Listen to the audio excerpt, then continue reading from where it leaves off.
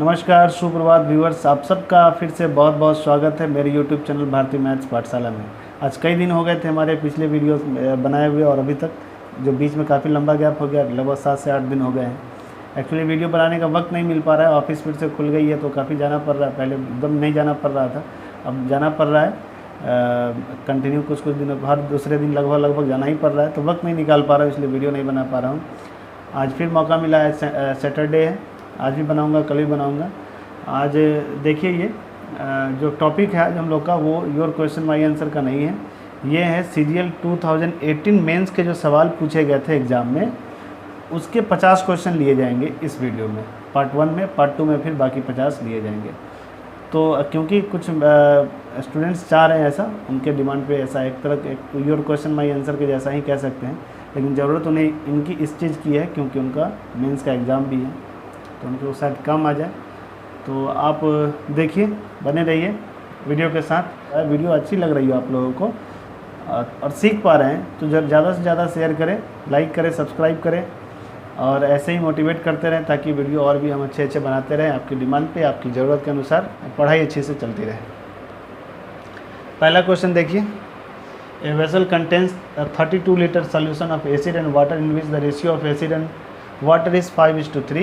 If the 12 liters of the solution are taken out and 7 whole 1/2 liters of water are added to it, then what is the ratio of acid and water in the resulting solution? इसमें कुछ है नहीं वैसा सवाल, बहुत आसान है, लग रहा होगा डिफ़िकल्ट है। पहले निकाला फिर मिलाया, पहले जितना निकाला उसका क्वांटिटी निकालेंगे, माइनस करेंगे, फिर जो आया उसका प्लस करेंगे, तो उतना कुछ करने की ज़रूरत नहीं मेरे ख्याल से। फ़िलहाल बस हम इतना समझ रहे हैं कि अगर 32 लीटर निकाला गया है, आप ये समझिए 32 लीटर अगर निकाला गया है तो निकालने से पहले जो रेशियो है और निकालने के बाद रेशियो में तो कोई फ़र्क नहीं आएगा, क्योंकि जिस रेशियो में है एग्जिस्टेंस में, अगर उसमें से कुछ क्वांटिटी निकाल लिया जाए तो निकलेगा तो दोनों। किस रेशियो में? तो जिस रेशियो में वो एग्जिस्टेंस में उसी रेशियो में निकलेगा और उसी रेशियो में बच जाएगा। तो कहने का मतलब ये है कि 12 लीटर जो निकाला गया है, 12 लीटर निकाला गया है 32 में से, तो 32 में से 12 गया तो कितना बच गया? 20 लीटर। ये 32 लीटर पहले था, 32 लीटर में से 12 लीटर जब हमने माइनस कर लिया तो बचा कितना? 20 लीटर। इसमें से 12 लीटर माइनस हो गया, सवाल के अकॉर्डिंग यही है। उसके बाद फिर क्या हो रहा है, ये जो रेशियो था आपका, ये क्या है इसमें? Acid and water. Acid and water 5:3 में था, निकालने के बाद जो 20 बच गया उसमें भी एसिड एंड वाटर क्या होगा? 5:3 में ही होगा। इसमें कोई दिक्कत तो मेरे ख्याल से नहीं होनी चाहिए। अब देख लीजिए कि जो बचा हुआ है यानी कितना है? 20 रेशियो में कितना है? 8 के बराबर है। 8 बराबर अगर 20 है तो 1 बराबर क्या होगा? 2.5 होगा। 8 बराबर 20 तो 4 दूना 8, 4 पंजे 20, तो 1 की वैल्यू 2.5 हो जाएगी। फिर आगे क्या कर रहा है? Taken out and 7 whole half liters of water are added to इट। यानी देखिए 2.5 लीटर की वैल्यू एक रेशियो में है। ध्यान से देखिए, अगर हम चाहें तो रेशियो को लीटर के रूप में लेके भी बना सकते हैं और सारा लीटर लाके उसका रेशियो निकाल देंगे, एक तरीका ये है, लेकिन उससे ज़्यादा लंबा हो जाएगा। जल्दी कैसे बनेगा कि चूँकि एक रेशियो, एक यूनिट की वैल्यू 2.5 लीटर है, तो उसी प्रकार 2.5 लीटर की वैल्यू 1 यूनिट है। क्लियर है? तो जब ऐसा है, यहाँ पे 7.5 लीटर मिलाया गया है, तो इसका मतलब 2.5 लीटर का कितना गुना है? ये 3 गुना है। 2.5 से 7.5 3 गुना है। इसका मतलब रेशियो भी, यूनिट भी 3 टाइम्स इसमें प्लस हो जाएगा। तो इट मीन्स 3 यूनिट इसमें प्लस हो जाएगा। तो किस में? तो जो एग्जिस्टेंस है 5:3 था, 5:3 था, इसमें 3 और प्लस हो जाएगा क्योंकि 7.5 लीटर मिलाया गया है। तो 7.5 लीटर मिलाने के बाद प्लस 7.5 करने के बाद ये 27.5 लीटर है। आप लीटर भी चाहे तो निकाल सकते थे, लेकिन इसकी ज़रूरत नहीं थी, आप डायरेक्ट ऐसे निकाल सकते हैं। 5:6 काफ़ी जल्दी बन जाता है ये, स्मूथली आप बना पाएंगे सवालों को, ऐसे ही सोचें। फिर से मैं बता दे रहा हूँ कि 8 लीटर की वैल्यू, 8 यूनिट की वैल्यू 20 लीटर है, तो इसका मतलब 1 यूनिट की वैल्यू 2.5 लीटर या फिर 2.5 लीटर की वैल्यू 1 यूनिट। 7.5 लीटर मिलाया गया, इसका मतलब 3 यूनिट्स मिलाया गया है।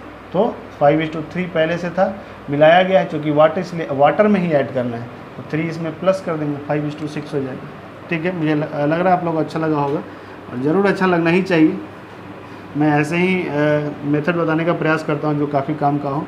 बहुत अच्छा रहता है मेथड, उसे गौर करें, काफ़ी अच्छे अच्छे सवाल भी आसानी से बनाने में आप लोग सफल हो जाएंगे। हाँ, ये सवाल है, in a triangle ABD C is the mid point of BD if AB is equal to 10 cm, AD is equal to 12 and AC 9। ये सभी दिया गया है इसमें, और इसमें देने के बाद आपसे पूछ रहा है BD का वैल्यू। तो एक दूसरा सवाल है, in a triangle ABD C is the mid point. तो ABD एक ट्रायंगल ले लेते हैं, ABD। देखिए इस सवाल में थोड़ा सा ट्विस्ट बस ये नाम का है। लोग नॉर्मली ABC लेते हैं ट्रायंगल और D उसका मिड पॉइंट होता है। यहाँ ABD ट्रायंगल और C is the mid point, तो कंफ्यूज नहीं होना है सवाल में। ये C इसका मिड पॉइंट है, नहीं तो ABC ट्रायंगल ले लेंगे, D उसका मिड पॉइंट लेंगे, सवाल कभी नहीं बनेगा। AB 10 हो जाएगा, AD 12 हो जाएगा और AC 9 हो जाएगा। ये दिया है, यानी BD आपसे पूछ रहा है, यानी नीचे वाले साइड का लेंथ आपसे पूछ रहा है। तो मीडियन के लिए लेंथ का फॉर्मूला देखिए, मीडियन का फॉर्मूला होता है 1/2। मान लीजिए A का इस्तेमाल कर रहे हैं, A मतलब A के सामने वाला, तो जो दो साइड बाकी बच जाते हैं A को छोड़ के, A के सामने वाला तो छोटा A होगा, B के सामने छोटा B और D के सामने छोटा, अब C होता है नॉर्मली, C के सामने छोटा C, तो यहाँ D कह सकते हैं।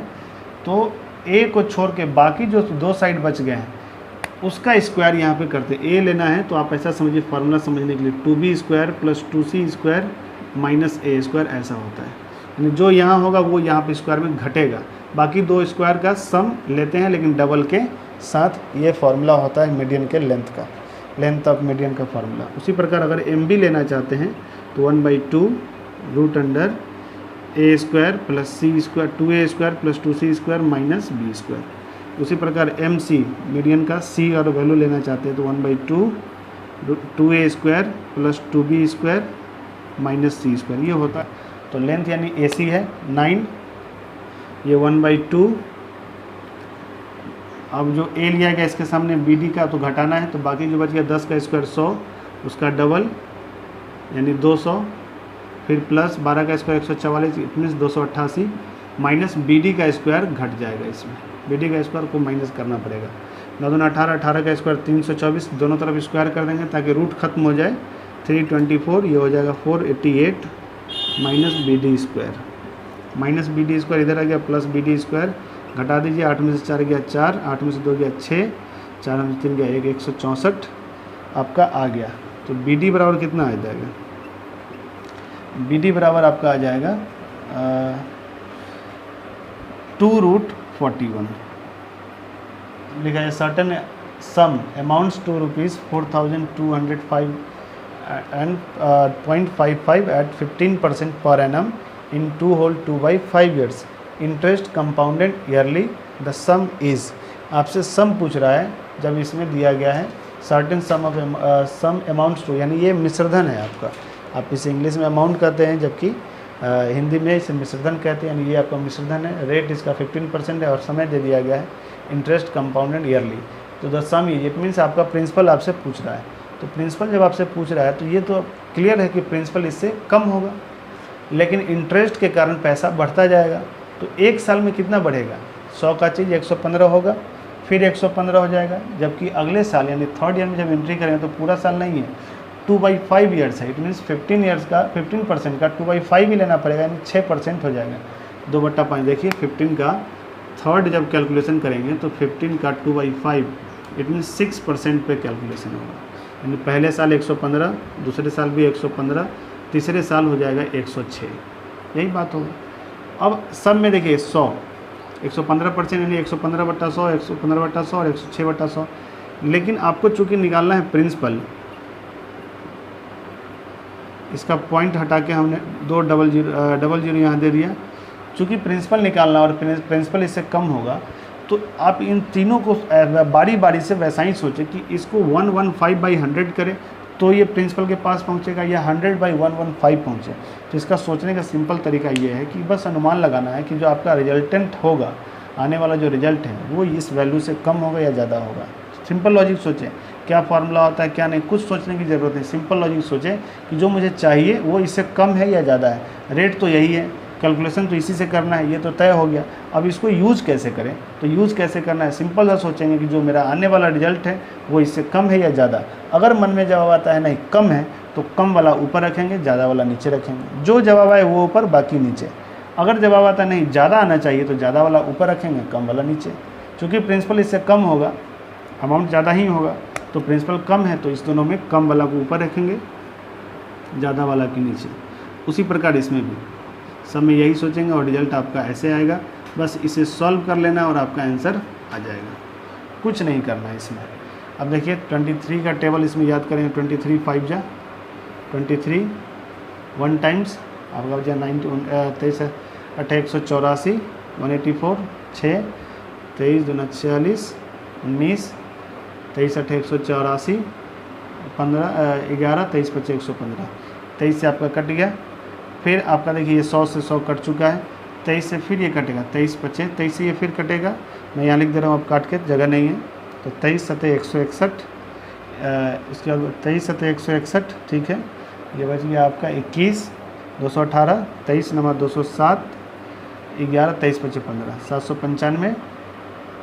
और 50 25 से ये 100 कट जाएगा 4 बार, यहाँ काट दीजिए, गुने 4 गुने 100 और बटा में आपका है 106। अभी ये और कटेगा, 2 से 4 2 बार, 2 से ये 106 53 बार। 53 से भी और ये कटेगा, और ये कटेगा काट के देखते हैं। 53 एकम 53, 26, शायद 15 टाइम 15 बार कट जाएगा। 15 से 45 हासिल, हाँ 15 बार ये कट जाएगा, 15 बार कट जाएगा। 15 दूना 30 गुने 100 यानी 3000 रुपया इसका आंसर आ जाएगा। तो in triangle P Q are, angle Q greater than R, PS is the bisector of angle P। देखिए ट्रायंगल पी क्यू आर है। तो एक चीज़ और देख लीजिए, note for this question discrepancy is found, यानी कुछ गड़बड़ रहा होगा, देख लेते हैं क्या गड़बड़ है। जहाँ तक जितना संभव हो गड़बड़ समझ के इसे दूर करके सवाल बनाने का प्रयास करते हैं। P Q are, Q is greater than R, ठीक है, Q R से ग्रेटर है। PS is the bisector of angle P, ठीक है। तो इसका एंगल और बाइसेक्टर अगर लेते हैं तो ये हो जाएगा PS, ये S हो जाएगा। And PT perpendicular PQ, PT perpendicular PQ पे नहीं होगा बल्कि QS पे होगा। ये PQ जो है ना यहाँ पे QS हो जाएगा, ये QS हो जाएगा। तो ये PT इसका नाम दे दीजिए। और आपसे पूछ रहा है SPT क्या है, इधर देख लें। SPT 28 डिग्री, SPT ये दे दिया है 28 डिग्री। और आपसे पूछ क्या रहा है, एंड एंगल R 23, R 23 है, ये 23 है। तो आपसे पूछ रहा है मेजर ऑफ एंगल Q। तो ये आपसे पूछ रहा है, कोई बहुत बड़ी बात नहीं है। तो इस चीज़ के लिए एक थ्योरम होता है कि कोई अगर ट्रायंगल है, उसका एक अगर एंगुलर बाइसेक्टर है और एक परपेंडिकुलर है, तो इस प्रकार जो थीटा बनता है, ये मान लीजिए B और ये C है, तो थीटा का जो वैल्यू होता है वो हाफ होता है angle B minus angle C के।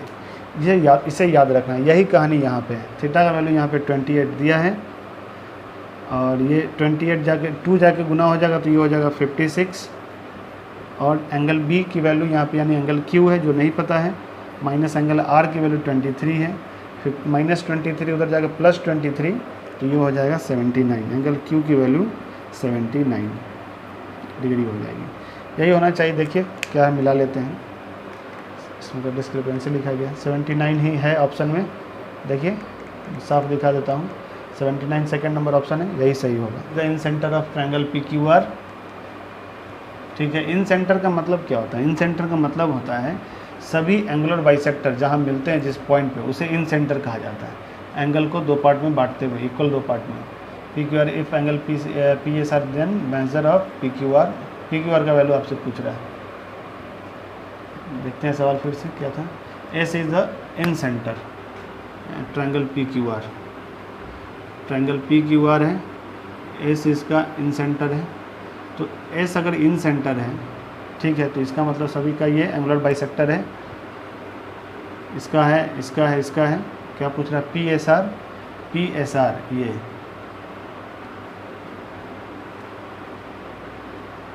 ये कितना दे दिया है 125 डिग्री। Then the value of angle P Q R है, हाँ पी क्यू आर आपसे पूछ रहा, तो बहुत आसान है। तो एक चीज़ आप जान लीजिए, ये रूल होता है, ये ए है, ये बी है, ये सी है। अगर ये कोई इन सेंटर है, आई इसे कह लीजिए, तो एंगल बी आई सी का जो वैल्यू होता है हाफ 90 प्लस, पहले 90 ही कर देते हैं, 90 प्लस जो उसका वर्टेक्स होगा, आई जिस तरह से एंगल बना रहा है, देखिए बी सी के बीच में कौन सा वर्टेक्स है, ए है, तो एंगल ए का हाफ इसमें ऐड कर देंगे। ये इंटरनल बाइसेक्टर है। उसी प्रकार एक्सटर्नल बाइसेक्टर होता है। एक्सटर्नल बाइसेक्टर ऐसे ले लीजिए, एक्सटर्नल बाइसेक्टर अगर ऐसे ले लेते हैं तो एक्सटर्नल बाइसेक्टर जहाँ मिलता है, इसका नाम अगर आई है, ये ए है, ये बी है, ये सी है, तो ये इंटरनल के लिए है। और एक्सटर्नल अगर रहे, एक्सटर्नल भी कभी कभी सवाल में पूछ दिया जाता है, तो 90 प्लस की जगह माइनस कर दीजिए। अंदर रहने पे बढ़ जाता है एंगल और बाहर रहने पर एंगल घट जाता है, इसलिए माइनस कर देते हैं, लेकिन फार्मूला वही रहता है। अब इसी प्रकार बी भी ले सकते हैं, बस ए और सी यहाँ करना होगा, यानी ए आई सी लेंगे तो बी का हाफ प्लस करना होगा या माइनस करेगा होगा, डिपेंडिंग अपॉन इंटरनल बाइसेक्टर और external bisector, what ever is that will be asked in the question. चलिए नेक्स्ट आते हैं, तो इसको सॉल्व नहीं किया है, सॉल्व कर लेते हैं, इसको मिटा देते हैं पहले, फिर बनाएंगे। तो ये हो जाएगा 90, एंगल क्यू की value, angle P S R यानी 125 की वैल्यू 90 प्लस एंगल क्यू का हाफ, जिसे आप पी क्यू आर भी कह सकते हैं। 90 उधर जाके माइनस हो जाएगा, इट मीन 35, 2 जाके गुना हो जाएगा, इट मीन 70 आपका आंसर आ जाएगा। ठीक है, काफ़ी आसान है।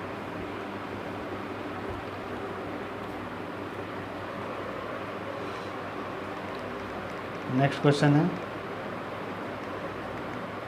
In triangle ABC D and E are the points on AB and AC respectively such that, हाँ देखिए एक ट्रायंगल ABC है,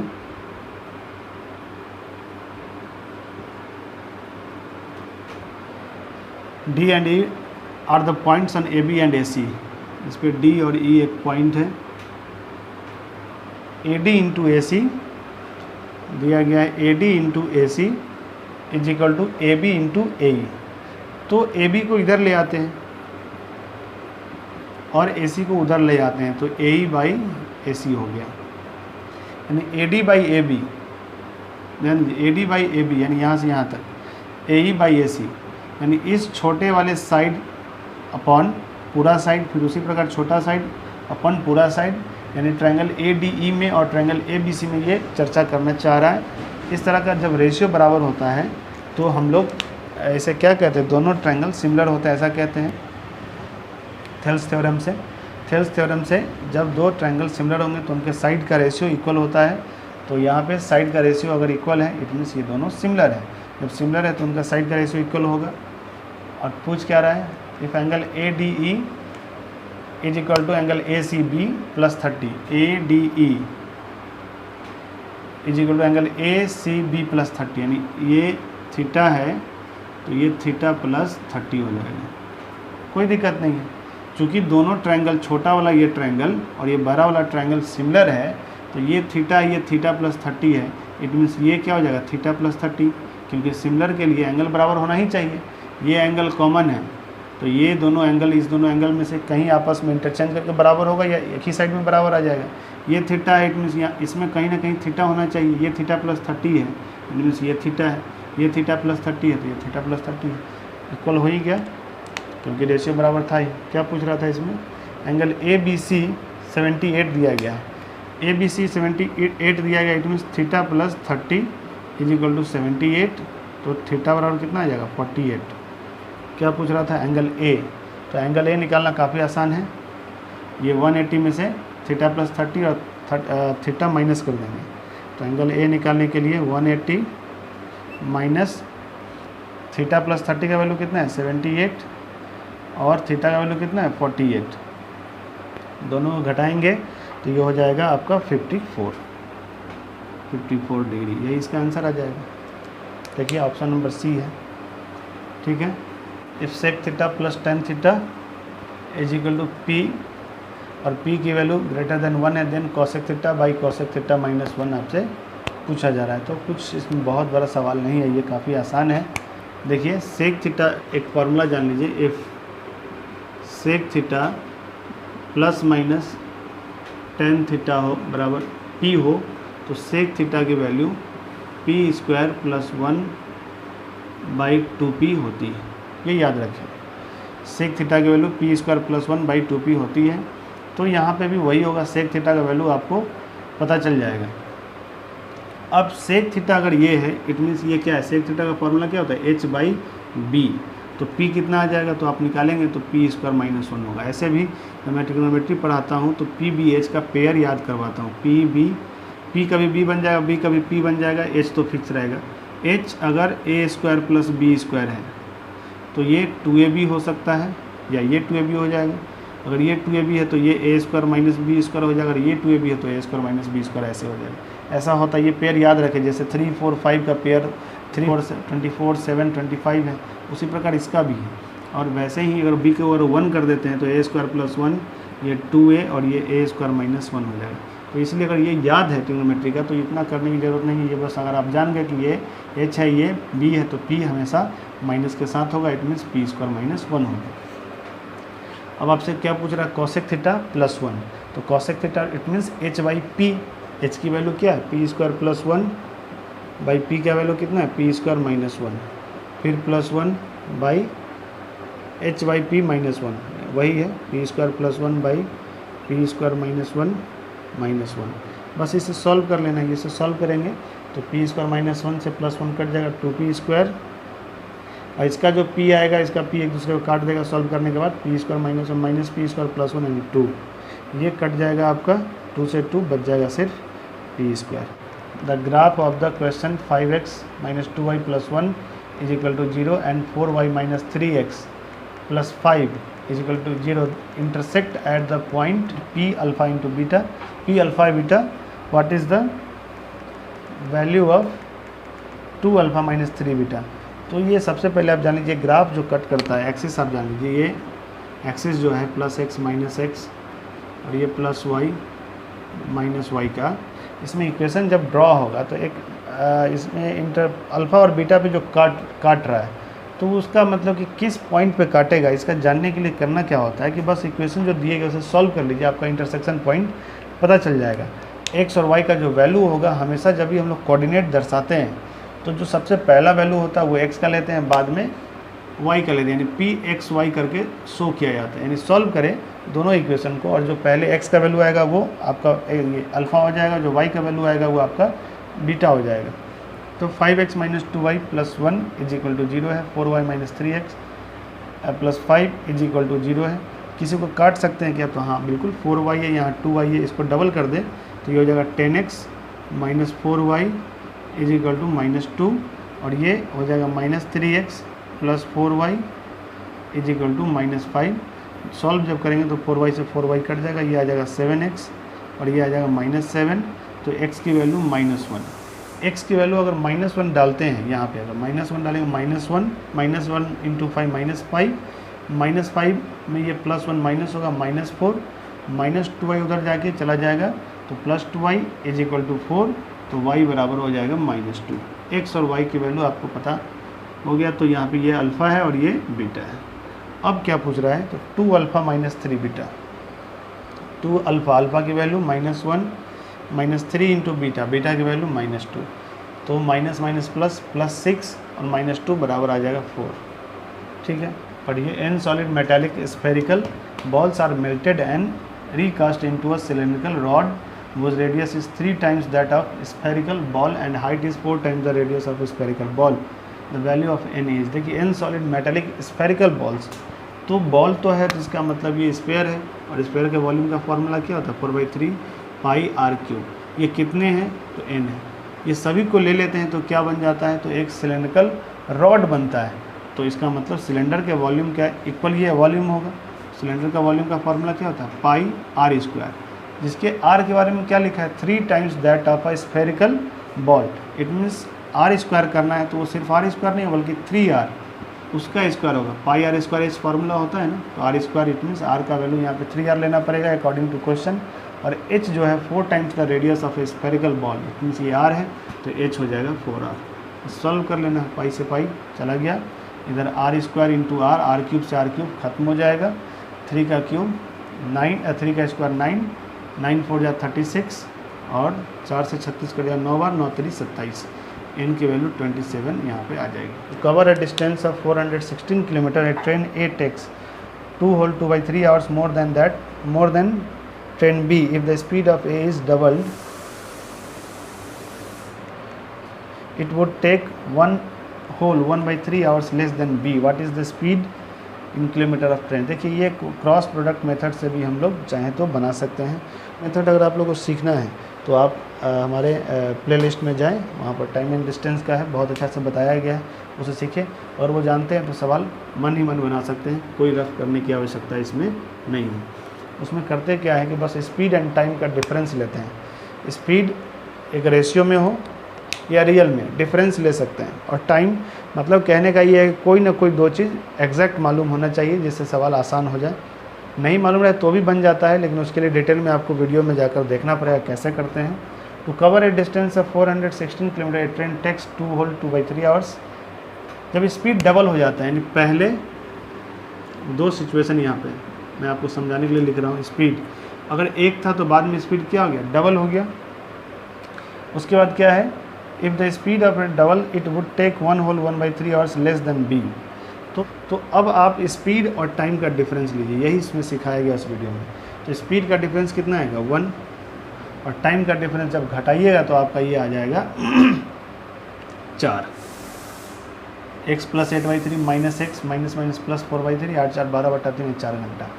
करते क्या है कि जो स्पीड दिए गए होते हैं उस स्पीड से वास्तविक स्पीड, जिस स्पीड से कोई दूरी तय की गई उस पर जाते हैं। तो चूँकि यहाँ ऑर्डिनल स्पीड नहीं पता है, रेशियो में स्पीड पता है 1 और 2 का, तो 1 और 2 पे ही जाना पड़ेगा रेशियो के अकॉर्डिंग। स्पीड 1 है और 1 पे जाना है तो 1 तो पहले से है, तो दोबारा कुछ मेहनत करने की ज़रूरत नहीं है। 2 पे जाने के लिए इसका क्या करना पड़ेगा, डबल करना पड़ेगा, यानी 2 से मल्टीप्लाई करना पड़ेगा। तो 2 से मल्टीप्लाई इधर भी करेंगे तो ये क्या हो जाएगा 8, ये 2 और ये 8, ये 8 hours। दोनों का जब क्रॉस प्रोडक्ट करेंगे, क्योंकि स्पीड और टाइम में इन्वर्स रिलेशन होता है, इसलिए स्पीड और टाइम का जब क्रॉस प्रोडक्ट करेंगे इन्वर्स रिलेशन के कारण, तो जो स्पीड टाइम गुना करके क्या देता है डेटा, वो देता है डिस्टेंस। स्पीड इंटू टाइम बराबर डिस्टेंस होता है, यानी 8 = रियल में कितना डिस्टेंस है, तो 416 किलोमीटर। तो एक की वैल्यू क्या हो जाएगी 52 km/h। एक 52 km/h के बराबर हो जाएगा। और आपसे यही आपसे पूछ रहा है स्पीड ऑफ ट्रेन, पहले जितना था यानी एक की वैल्यू आपसे पूछी जा रही है, ठीक है।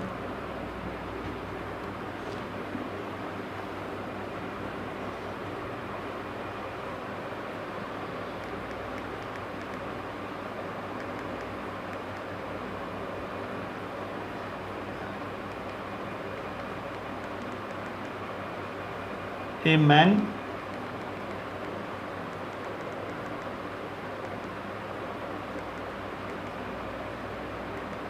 man can row a distance of 900 meters against the stream in 12 minutes and returns to starting point in 9 minutes. What is the speed of the man in still water? ये आपसे पूछा गया है।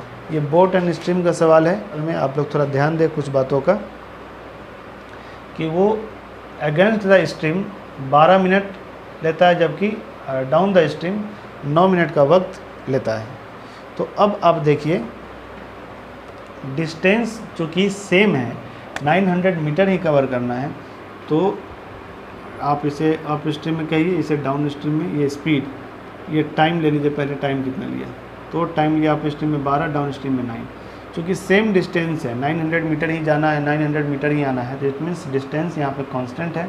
जब डी कांस्टेंट है तो speed और time में इन्वर्स रिलेशन होता है, तो इट मीन्स ये हो जाएगा 3 और 4, 12 9 का 4 3 रेशियो आएगा, पलट के 3 4 हो जाएगा। डिस्टेंस का फार्मूला क्या होता है, स्पीड इंटू टाइम, यानी रेशियो में डिस्टेंस आ जाएगा 36, जबकि रियल में है 900 मीटर। अब इसको सॉल्व करेंगे तो आ जाएगा आपका ये 1 = 25 मीटर पर सेकेंड होगा। अगर स्टिल वाटर में निकालना है तो 7 × 25 एक की वैल्यू 25 है तो टोटल 7 हो जाएगा, दोनों को जोड़ के हाफ करना है यानी 7/2। एक की वैल्यू 25 तो 7 की वैल्यू 7/2 की वैल्यू 7/2 गुने 25, ये तो सही है। लेकिन ये देख लीजिए ये आपका मीटर है बटा मिनट है, तो मिनट को सेकंड में बदलने के लिए 60 से गुना करेंगे, मीटर पर सेकंड हो गया। आंसर आपसे किलोमीटर पर आवर में पूछ रहा है तो उसको किलोमीटर पर आवर में बदलने के लिए 18/5 से आपको गुना करना पड़ेगा। तो अब इसे सॉल्व करते हैं। 5 से 25 5 बार, 5 से 60 12 बार, 2 से कट जाएगा 9 बार, और भी कुछ बाकी है क्या? हाँ 3 से बाकी तो है, 3 चौका 12, 3 3 9, 7 21/4, it means 5.1/4 kilometre per hour आपका आंसर आ जाएगा। ठीक है। The bisector of angle A in triangle ABC meets BC in D if AB is equal to 15। देखिए बनाते हैं फिगर। एंगल ए,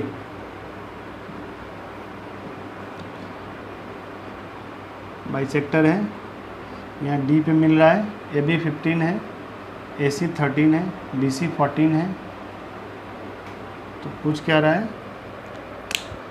पूछ रहा है आपसे then DC।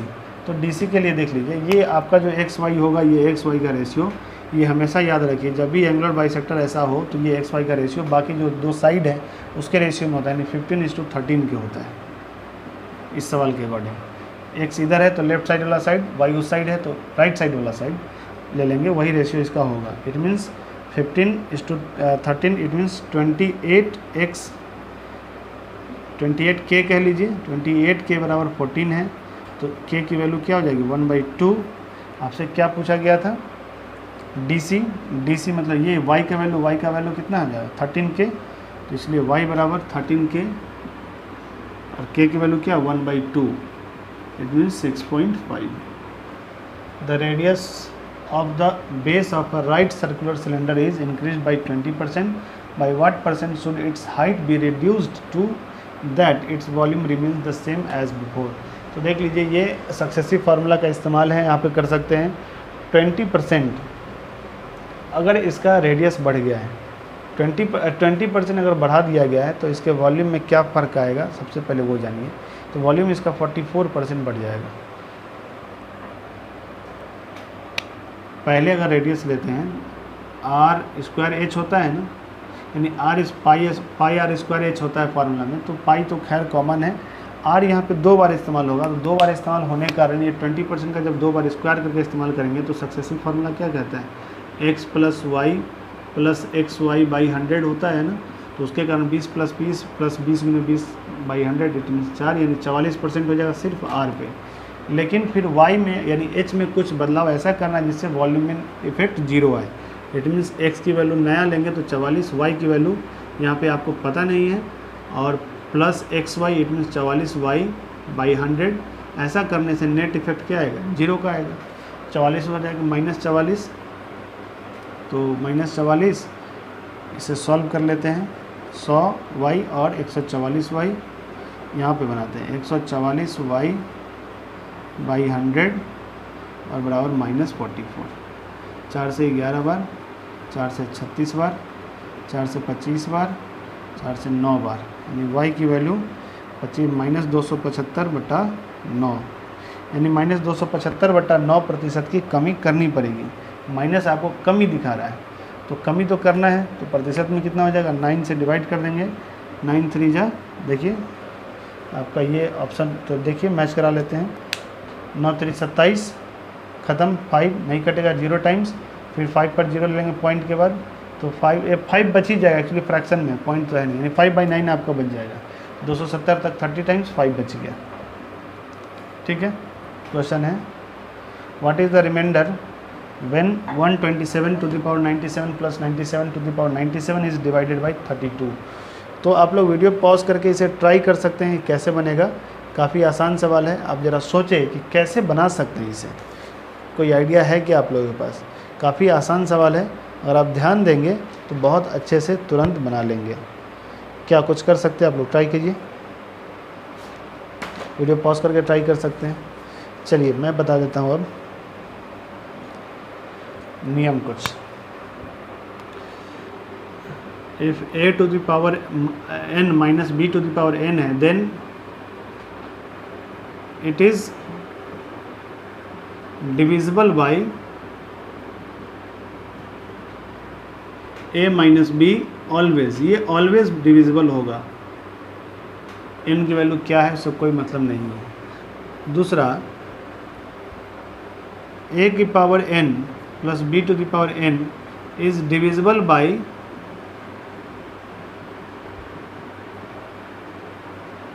a plus b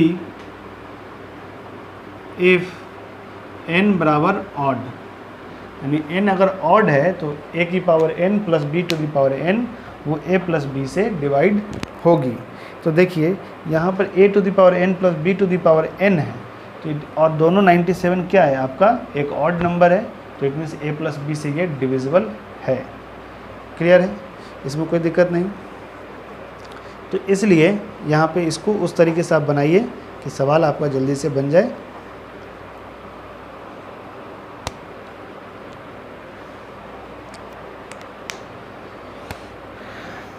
तो आते हैं, यानी 127 प्लस 97 से ये डिविजिबल होगा, तो 7 7 14, 3 9 12, 224। अब ये 224 देखिए, 224 को हम क्या लिख सकते हैं, 32 गुने 7, यानी 224 को 32 गुने 7 हम लोग लिख सकते हैं। अब 224 को जब 32 गुने 7 लिख सकते हैं, इट मीन्स ये हुआ कि ये नंबर जब 224 से डिविजिबल है और 224 का ही एक पार्ट है, एक कंपोनेंट है 32, इट मीन्स ये पूरा का पूरा नंबर 32 से भी डिविजिबल है। जब 32 से पूरी डिविजिबल है ही, कंप्लीट ये कट हो ही जा रहा है, तो रिमाइंडर हमेशा क्या आएगा 0, और यही इसका आंसर है। Value of sine theta minus cos theta plus 1 plus tan theta plus cot theta by 1 plus sine theta into cos theta की वैल्यू आपसे पूछी जा रही है। तो ये सवाल भी काफ़ी आसान है। आप जस्ट सोचें कि कैसे ये बनेगा, तो उसके लिए कुछ करने की ज़रूरत नहीं है। आप ये देखिए कि ये टैन थीटा को क्या लिखेंगे, sine theta by cos theta. Cot theta को क्या लिखेंगे, तो कॉट थीटा को लिखेंगे कॉस बाई साइन। देखिए मैं बना कर इसको एज इट इज छोड़ देते हैं, इसे बस सॉल्व करते हैं। ये 1 प्लस साइन बाई कॉस और ये cos by sine plus cos theta बटा sine theta.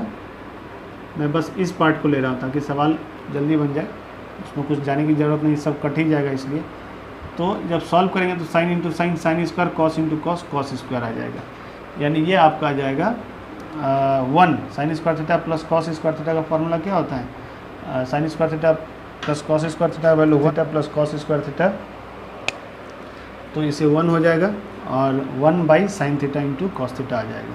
1 plus 1 by sine theta into cos theta, इसे जब सॉल्व करेंगे तो sign theta into cos theta plus 1 by sine theta into cos theta आपका आ जाएगा। इसे जब यहाँ रखेंगे तो देखिए 1 plus sine theta into cos theta से ये कट जाएगा, बस नीचे क्या आएगा sign theta into cos theta. Sign theta into cos theta, इसमें जब डिवाइड करेंगे तो ये आ जाएगा ऐसे, sign theta minus cos theta by sine theta into cos theta. जब डिवाइड करेंगे तो साइन से साइन कट जाएगा, बच जाएगा 1 बाई कॉस। 1 बाई कॉस की वैल्यू क्या होती है, सेक थीटा। फिर कॉस से कॉस कट जाएगा, बचेगा 1 बाई साइन। 1 बाई साइन का फार्मूला कॉसेक थीटा यहाँ पे हो जाएगा। ए solid cylinder of base radius 12 centimetre, height 15 centimetre, ठीक है। एक right circular cone of height, यानी जो पिघला कर बनाया गया है। एक सिलेंडर है, इसे पिघला कर बना दिया गया है n टॉयज़। वो टॉय कैसा है, तो सर्कुलर कोन ऑफ हाइट 9 से माउंटेड ऑन हेमिस्फीयर, यानी एक कोन है और इसके ऊपर एक अर्धगोला ऐसा है, ठीक है। इस प्रकार का ये टॉय बनाया गया, इस प्रकार का ये टॉय एक बनाया गया है। तो अब देख लीजिए, यानी इसका वॉल्यूम इसके वॉल्यूम के बराबर होगा, बस यही कहानी है। इसका वॉल्यूम क्या होगा, पाई आर स्क्वायर एच। इसमें भी पाई होता है तो पाई नहीं लिखते। आर कितना है इसका, 12 का स्क्वायर 144 इंटू एच की जगह 15 डालेंगे, is equal to an toy. देख रहे हो ना किस चीज़ से बना है, तो एक कौन से, यानी 1/3। पाई तो हट गया है, कॉमन रख के कट चुका है। आर स्क्वायर यानी 9, 3 है यहाँ पे रेडियस, और एच की जगह भी 9 हो जाएगा ये। और एक ये है इसका का हेमिस्फीयर, यानी 2/3 पाई से पाई तो कट चुका, आर क्यूब यानी आर के क्यूब यानी 3 का क्यूब यानी 27। ऐसा है 3 से 9 3 बार, 9 3 27, 3 से कट जाएगा 9 बार, 9 2 18, 27 18 45, 45 आके इधर डिवाइड हो जाएगा। तो 15 से 45 कट जाएगा 3 बार, 3 से कट जाएगा 48 बार, इनकी वैल्यू 48 यहाँ पे आ जाएगी। ठीक है, ये सवाल पिछले अलजेब्रा के वीडियो में भी बताया गया था। इस टाइप का सवाल हो सकता है साफ नहीं दिख रहा हो आप लोगों को क्वेश्चन, चूँकि क्वेश्चन ऐसा ही था तो ऐसा ही अब आ रहा है, इसमें कुछ नहीं किया जा सकता है। ये आपका देख लीजिए 5√5, आप अलजेब्रा का वीडियो भी देख सकते हैं, समझ में आ जाएगा आसानी से। 5√5 x क्यूब है, इट मीन्स ये √5x का ये क्यूब है। उसी प्रकार ये √2y का क्यूब है, यानी a cube plus b cube का फार्मूला क्या होगा, a प्लस b, तो a की जगह क्या हो जाएगा √5x और b की जगह क्या होगा √2y। अब इससे कंपेयर कराइए, √2y तो ठीक है, ओके है, लेकिन √5x की जगह x है, ठीक है, a की जगह क्या है यहाँ पे √5, यानी a की वैल्यू आपको यही पता चल गई। फिर आगे क्या होता है फार्मूला, अब फार्मूला देख लीजिए a प्लस b का, a cube plus b cube का फार्मूला देख लीजिए, a plus b into a square plus a square minus ab plus b square, ये फार्मूला यहाँ पर होगा। तो a स्क्वायर जब करेंगे यानी इट मीन्स √5x का स्क्वायर करेंगे, इट मीन्स हो जाएगा 5x स्क्वायर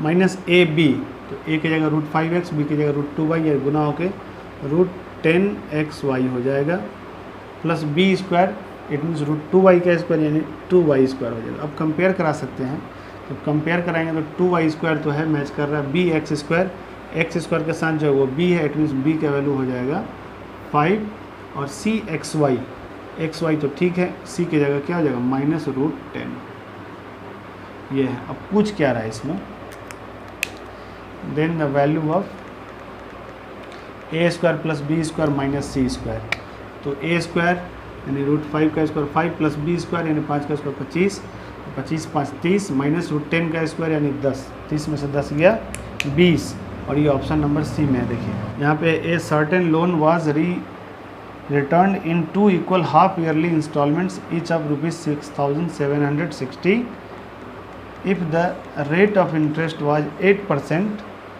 पर annum compounded yearly, how much was the interest paid on the loan, यानी कितना इंटरेस्ट पे किया गया है ये आपको बताना है। तो ये भी सवाल काफ़ी आसान है। करना क्या है इसमें कि अब आप देखिए कि ये हाफ ईयरली है, 8% पर एनम इंटरेस्ट है, और नहीं कंपाउंडेड ईयरली है यानी हर साल लगना ही है, हाफ ईयरली इंस्टॉलमेंट है, तो हाफ ईयर का कितना हो जाएगा 4% हो जाएगा। तो पहले साल में जो इस पर हर साल इसमें देना है, देखिए a certain loan was return in 2 equal half yearly instalments, एक साल में इसे क्लियर कर देना है।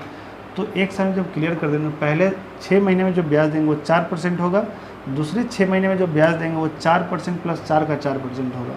तो इसलिए 6,760 का 4% कितना होगा, तो आप देखिए कि आपको निकालना क्या, ब्याज निकालना है, यानी सिर्फ 4%। फिर वही सोचेंगे जैसे पिछले सवाल में सोचे थे कि जो आने वाला इंटरेस्ट है कम होगा, तो 4 और 104 में कम कौन है, 4 है, तो 104 को हमने ऊपर रखा, 104 को नीचे रखा। फिर उसी प्रकार आगे देखेंगे 6,760, इसमें भी कितना परसेंट है, 4 का 4% कितना हो जाएगा, 4 का 4% होगा 0.100 4.16 आएगा, पॉइंट से पॉइंट उड़ गया, 13 से ये कट जाएगा, 13 नहीं 13 से ये नहीं कटेगा, 13 से ये नहीं कटेगा, 13 से ये कट जाएगा, 13 104, 13 65, 13 520, 8 से 4 से 8 2 बार, यानी 260 रुपये ये हो गया, 260 रुपये ये है। चूँकि मात्र 0.16% बढ़ना था तो 260 और थोड़ा सा ही ज़्यादा है, तो 260 और यानी 520, 520 से थोड़ा सा ही ज़्यादा होना है, जबकि इसमें कोई नहीं है। जबकि सवाल में देखिए डिस्क्रिप्शन लिखा गया है तो कुछ गड़बड़ है यहाँ पे। ये अगर 8.16 हो जाता, 108.16 हो जाता, तब ये आगे आ जाता, लेकिन करने का कोई ऐसा तुक नहीं है, कुछ ऐसा करने का कारण नहीं, गड़बड़ है इस सवाल में। The value of sec square theta by cosec square theta plus cosec square theta by sec square theta minus sec square theta plus cosec square theta is, तो ये पूछ रहा है वैल्यू, तो इसमें कुछ भी कर सकते हैं आप, कोई वैल्यू ले लीजिए जो आपको आसान लगे। आप उससे 45 डिग्री ले सकते हैं, 45 डिग्री ले लीजिए, वो भी करके बना सकते हैं। सेक 45 की वैल्यू √2 रूट 2 यानी 2 प्लस 2 ये 4 हो जाएगा, ये 45 कट सके, ये 1 आ जाएगा, प्लस 1 माइनस 4 हो जाएगा, यानी ये आकर -2 आ जाएगा। तो ये -2 इसका आंसर है।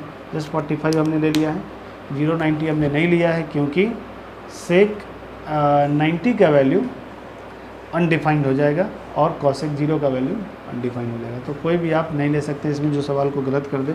अब बाकी कोई एंगल लीजिए जहाँ पे थीटा का कोई बाउंडेशन नहीं है, हर तरह के वैल्यू पे सही होगा। देखिए वैल्यू है यानी थीटा सही है, फ्री है, थीटा का कोई वैल्यू इसका मतलब नहीं है, बस सवाल गलत ना हो ऐसा थीटा नहीं लेना, ऐसा एंगल नहीं लेना है। Next question, the two positive numbers differ by 2001, दो पॉजिटिव नंबर है, दोनों का डिफरेंस 2001 है। When the larger number is divided by the smaller number the quotient is 9, आगे भी कुछ है, एंड द रिमाइंडर इज 41। देखिए जो लार्जर नंबर है x, आप जानते हैं ना कि a बराबर BQ प्लस R होता है, ठीक है। इसमें जो होता है हिंदी में अगर कहा जाए तो ये भाज्य बराबर भाजक गुने भागफल प्लस शेष, ऐसा होता है। वही है यहाँ पे, क्यों मतलब क्वेश्चन हुआ, और यहाँ पे भाजक है, यहाँ पे डिविडेंड है, यहाँ डिवाइज़र है, ठीक है। बस वैसा ही देखना है। तो यानी x में जब y से डिवाइड कर दें, यानी x की वैल्यू कैसे आएगी, तो भाजक की वैल्यू क्या है, y, कोसेंट 9 है यानी 9 से गुना करना पड़ेगा, प्लस शेष यानी रिमाइंडर कितना है 41, ये ऐसा आता है। और दूसरा एक टर्म दिया है डिफरेंस दोनों का 2001, यही दिया है ना। तो यानी x की वैल्यू आप डाल सकते हैं y प्लस 2001, x की वैल्यू y प्लस 2001 जब हम डालेंगे तो ये हो जाएगा 9y प्लस 41, ठीक है। ये 41 इस तरह का माइनस हो जाएगा, ये चला जाएगा 1960 बच जाएगा, और ये आ जाएगा 8y। 8 से ये जब कटेगा तो y का वैल्यू हो जाएगा 8 दूना 16, 3 3 पर 6 36, 8 चौका 32, 8 पंजे 40, y का वैल्यू 245। तो y की वैल्यू जब 245 है तो x की वैल्यू यहाँ से क्या आ जाएगी, तो x की वैल्यू आ जाएगी यहाँ से, अब देख लीजिए -245 उधर चला जाएगा, क्या आ जाएगा 2245, 2246 आ जाएगा, 2246 आ गया। अब बड़े वाले नंबर का यूनिट सम डिजिट पूछ रहा है, digit of the larger number, sum of the digits जोड़ दीजिए, 2 2 4 4 4 8 8 6 14, 14 इसका आंसर आ गया। वैल्यू आप ये दिया गया है, तो इसमें आपको करना कुछ नहीं है। अब ज़रा देखें, थोड़ा ध्यान से पहचानें क्या है ये। a स्क्वायर 4.6 का स्क्वायर है, 5.5 का स्क्वायर है, प्लस 24 इंटू 84 स्क्वायर जो आया है, ये 24 इंटू 84 आया है 4.6 एंड 5.4 का गुना करके, यानी आपका ये फार्मूला है a square plus b square का स्क्वायर, आप ऐसे कहिए, plus a square b square, यानी a square plus b square plus ab है, और नीचे आपका है a square plus b square plus ab। ये अलजेब्रा के वीडियो में आप देख सकते हैं कि इस तरह की चीज़ में क्या कर सकते हैं, इसको कंप्लीट बना देते हैं a प्लस बी का होल स्क्वायर। इस तरह से करने से क्या होता है कि 2ab इसमें 2 बार आ जाता है, जबकि सवाल में एक ही था, इसलिए एक इसमें से घटा देते हैं ताकि सवाल में कोई फ़र्क ना पड़े। इस तरह से जब होल स्क्वायर हमने लिया तो 2ab आ गया, जबकि ab तो एक ही बार लेना था, इसलिए एक जब इसमें एक्स्ट्रा गया तो एक हमने घटा दिया। इस तरह से जब लेंगे तो ये आ जाएगा a square minus B square, उसका formula a plus B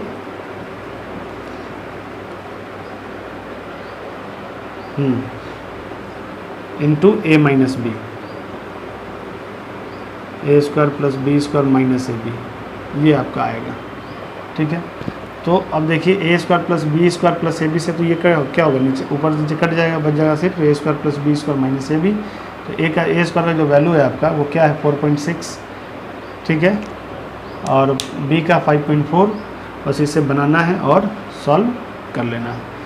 solve कर लीजिएगा, जो भी वैल्यू आएगा वो 25.48 के इक्वल आएगा, आंसर आ जाएगा आपका।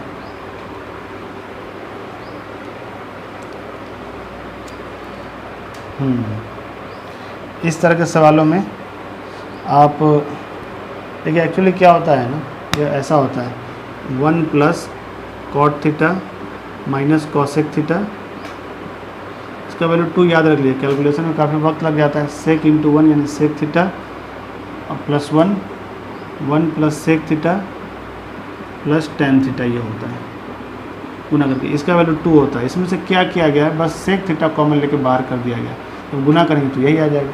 इसका वैल्यू 2 होता है। अगर आप नहीं समझ पा रहे हैं 2 होता है तो थीटा का कोई ऐसा वैल्यू ले ले जो सवाल को गलत साबित ना करे और बनाए, वही आएगा आपका। 45 लेने पर क्या होगा, 1 + 1, cot 45 की वैल्यू 1 होती है, 112 माइनस √2, 2 माइनस √2 और ये 2 + √2 आ जाएगा 45 लेने पे।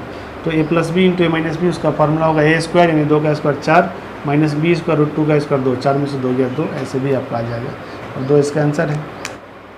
2 numbers are in the ratio 3:5. If 13 is subtracted from each, the new number are in the ratio of 10:21. If 15 is added to each of the original number, then the ratio becomes। तो आप देख लीजिए कि 3, 5 है और 13 जब हमने minus किया सब में से, 13 जब हमने माइनस किया तो ये रेशियो क्या आ गया, 10:21। तो दोनों नंबर का देख लीजिए डिफरेंस क्या इक्वल है। जब दोनों नंबर में सेम घटा रहा है तो दोनों नंबर का डिफरेंस इक्वल होना चाहिए, एक ही नंबर है। अगर 5 और 10 रुपया है, दोनों में से अगर 2-2 रुपया ले लेंगे, 5-10 का डिफरेंस कितना है, 5 है। दोनों में से 2-2 ले लेंगे तो 5 में से 2 गया 3 बचा, 10 में से 2 गया 8, 3 और 8 का भी डिफरेंस कितना बचेगा, 5 है। तो इस प्रकार ये समझ रहे हैं कि दो नंबर अगर है किसी रेशियो में या फिर एग्जैक्ट में सेम चीज़ जब घटाएं या पढ़ाएं रेशियो, तब भी उसका अंतर क्या होगा, डिफरेंस हमेशा बराबर रहेगा। यहाँ अंतर देखिए 3 और 5 का 2 है, जबकि यहाँ पे 11 का है, तो डिफरेंस ही इक्वल नहीं है। तो डिफरेंस इक्वल करने के लिए क्या करते हैं, इसके डिफरेंस से इसमें गुना कर देते हैं, इसके डिफरेंस से इसमें गुना करते हैं। 11 × 33, 11 × 5 = 55 और ये 2 × 20 और ये आपका आ जाएगा 42। अब देखिए 33 में से 20 गया 13, हमने जो लिया है उसके अकॉर्डिंग भी 13 घट रहा है, जबकि रियल में भी 13 घट रहा है।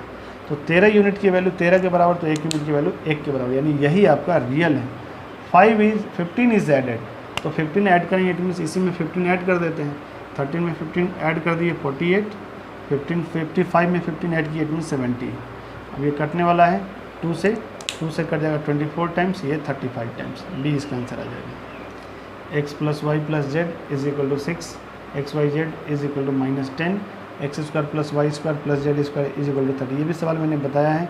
अब z को 0 ले लीजिए, अलजेब्रा का जो आप वीडियो प्लेलिस्ट में जाकर देख लें, उसमें ये बताया गया सवाल है, उसी तरीके से बना सकते हैं।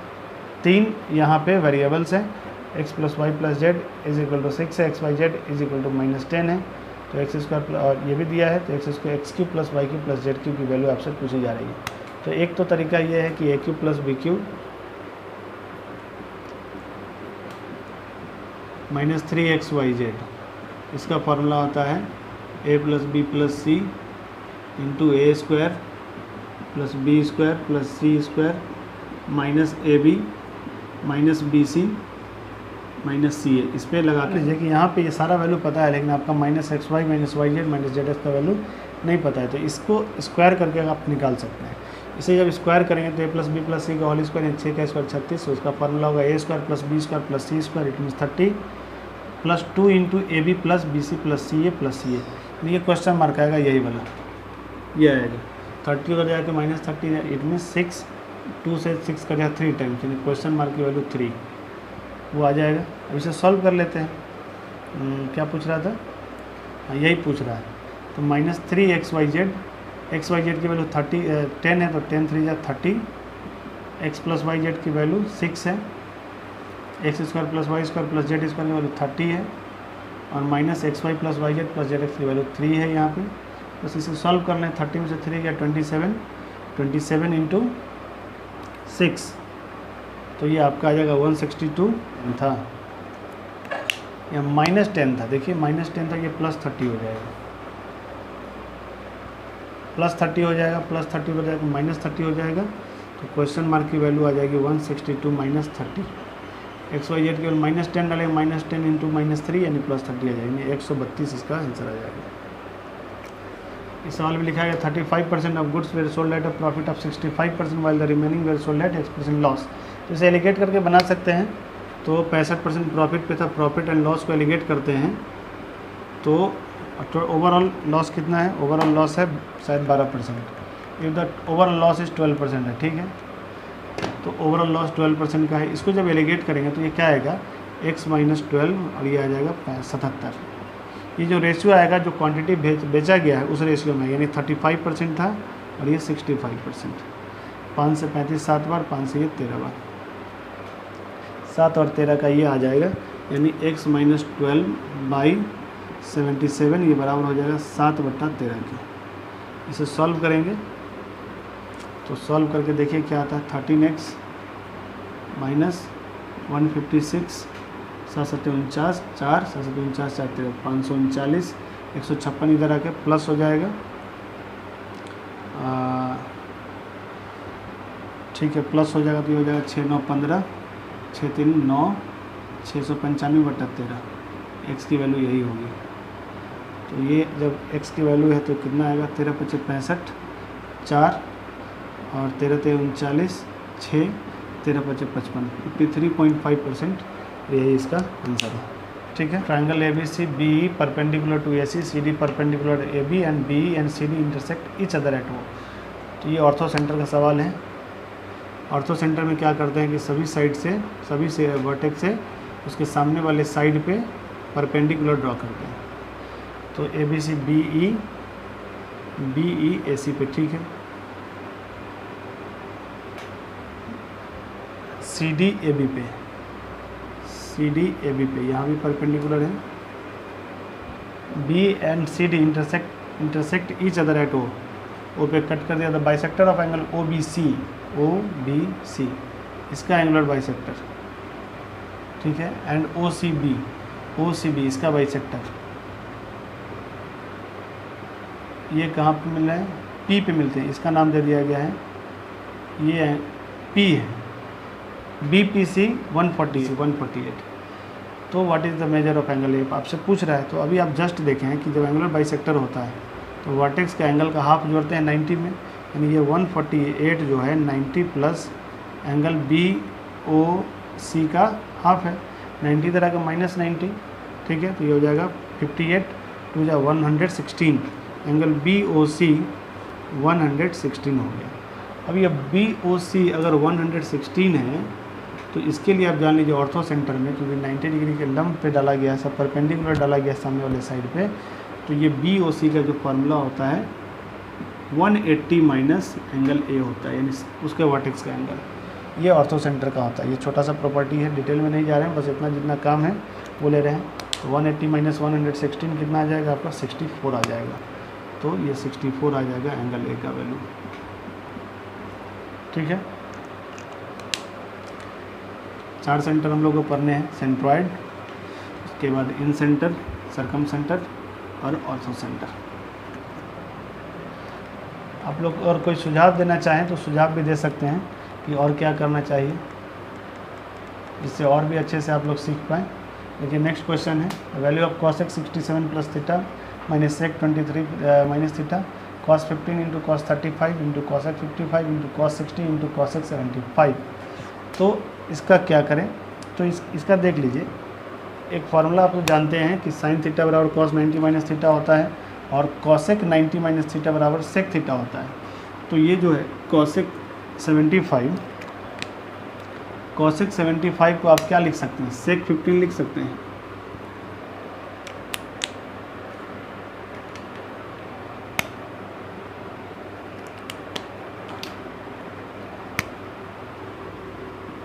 इसे sec 15 लिख सकते हैं क्योंकि cosec थीटा का फार्मूला sec 90 माइनस थीटा होता है। तो sec 15 ये हो जाएगा sec 15 इंटू cos 15, कट के 1 हो जाएगा, cos इंटू sec 1 होता है, ठीक है। उसी प्रकार ये दोनों भी कट जाएगा, ठीक है। cosec 67 plus theta minus sec 23 minus theta को क्या लिख सकते हैं, cosec 90 माइनस थीटा लिखेंगे, 90 माइनस थीटा, माइनस करने पर माइनस 23 प्लस थीटा हो जाएगा, माइनस माइनस गुना होके, और इधर आपका लास्ट में 1/2 बाकी था। जब इसको घटाएंगे 90 में से 23 चला गया तो 67 प्लस थीटा ही बचेगा, जो कि सेम होगा और एक दूसरे से कट जाएगा, यानी 1/2 सिर्फ आपका आंसर आ जाएगा।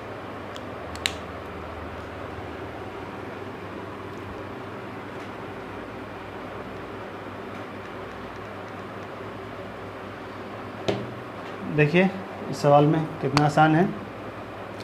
ये 3 से 3 अब जब डिवाइड कर 3x से डिवाइड कर देते हैं इसमें, क्योंकि रूट एक्स बाई 1/√x है, तो ये तभी आएगा जब हम डिवाइड करेंगे, इसमें डिवाइड होगा x बचेगा, इसमें डिवाइड होगा तो 1/x आ जाएगा।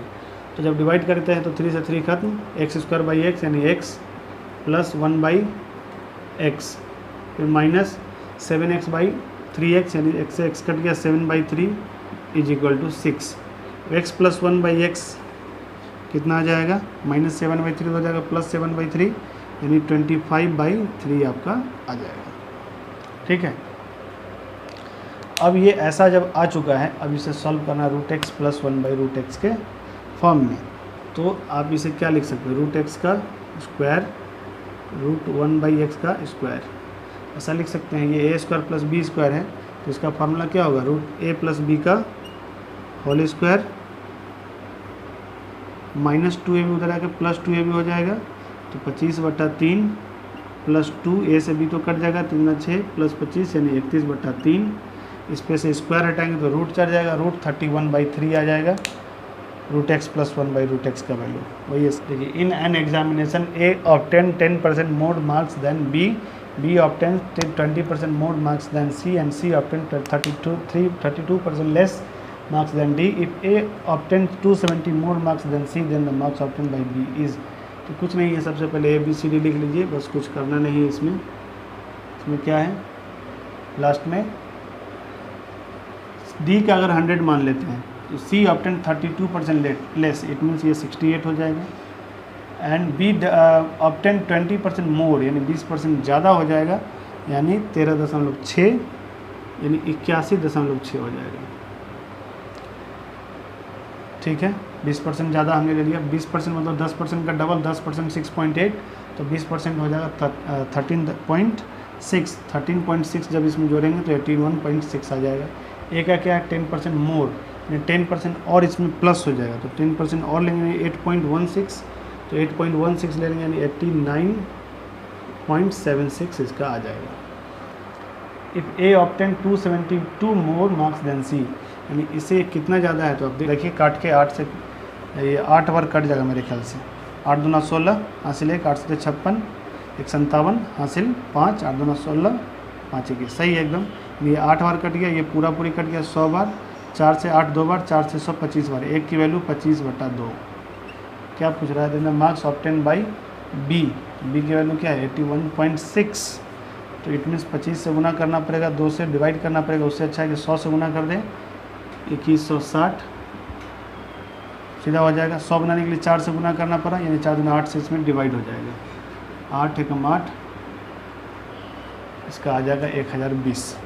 आपको ये रेकरिंग के बारे में जान लेना चाहिए कि 0.3 के ऊपर अगर 3 के ऊपर रेकरिंग है तो ये 3/9 हो जाता है, लेकिन 0.23 के ऊपर अगर रेकरिंग है तो ये 23, जिस पे रेकरिंग नहीं रहता है उसे माइनस कर देते हैं, बाई जितने पे रेकरिंग रहता है उतना ही 9 देते हैं, और पॉइंट के बाद जितने पे रेकरिंग नहीं उतना 0 देते हैं। तो देखिए, एक पे 9, एक पे रेकरिंग था तो 1 9, एक पे नहीं था तो 1 0 हमने दे दिया, तो ये आ गया 21/90।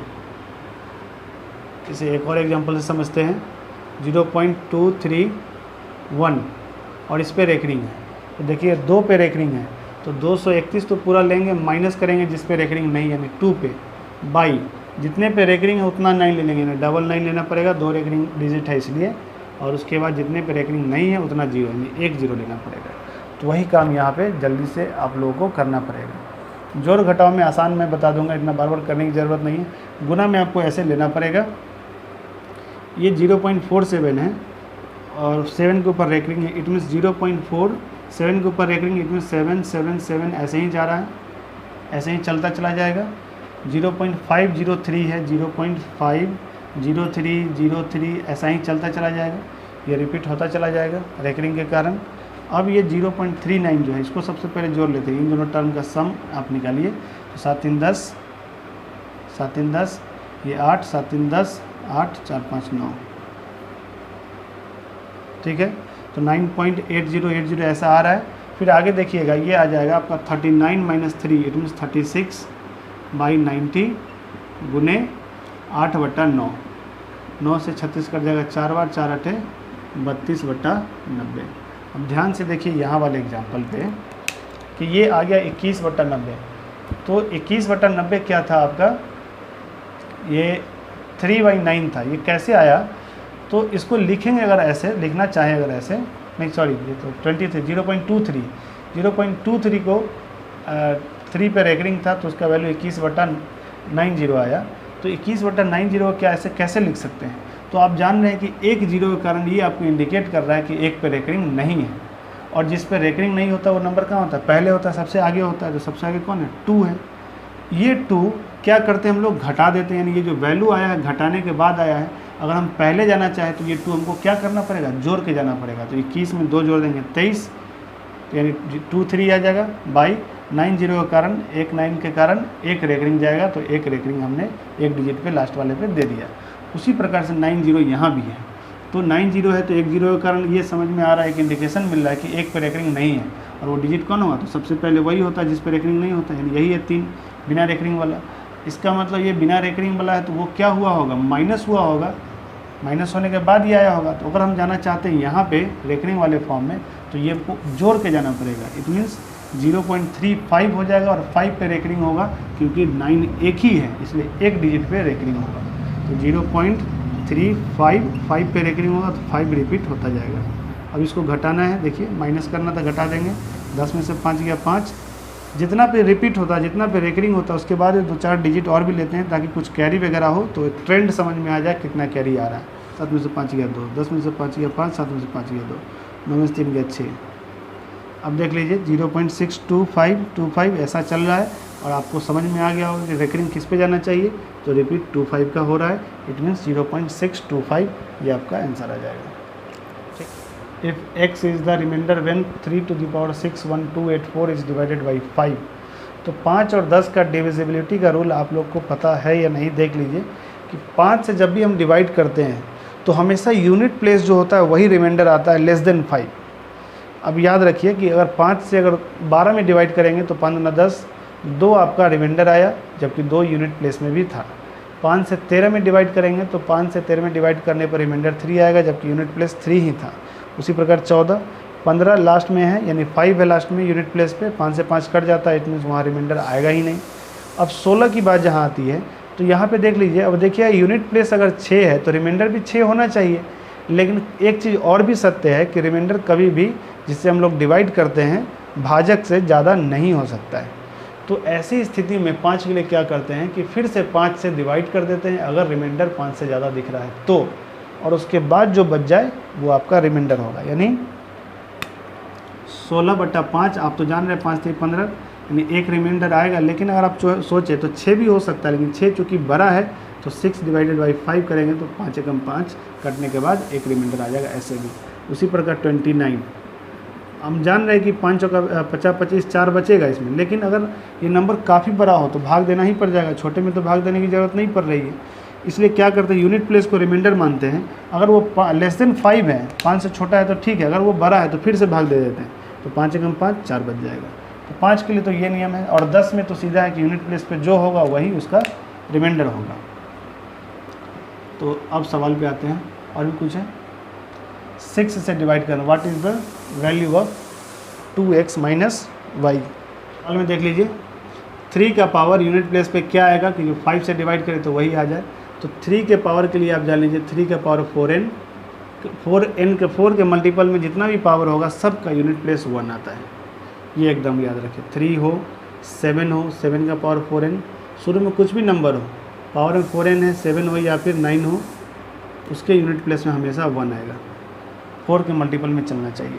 उसी प्रकार 2 या फिर 4 या फिर 8, उसके पावर में 4n का मल्टीपल अगर लिया जाए, 4 का मल्टीपल लिया जाए तो उसके यूनिट प्लेस में हमेशा 6 आता है। ये कुछ काम की बातें हैं जो याद रखनी चाहिए।